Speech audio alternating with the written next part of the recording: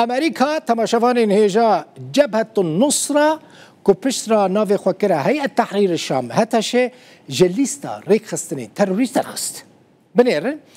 ده سال 2012 ده اف هیئت تحریر الشام یا جبهه النصره و دمه کو ریک خستنه که اسلامی یا تندرو یا جهادیه جالی ابو محمد الجولانی نها سروک سوریه احمد الشرعبه هاتبو آوا کرن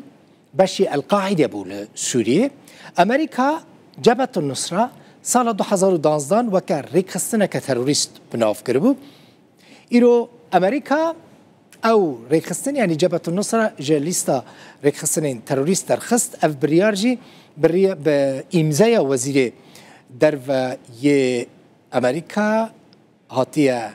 ترخستن بيسوسي مها درباسبوية ولسر أكرانين روداويجي دبينن أف بريارا أمريكا كو أدي هيئة تحرير الشام يعني جبهة النصرة وككون دبينن نا ريك خصنا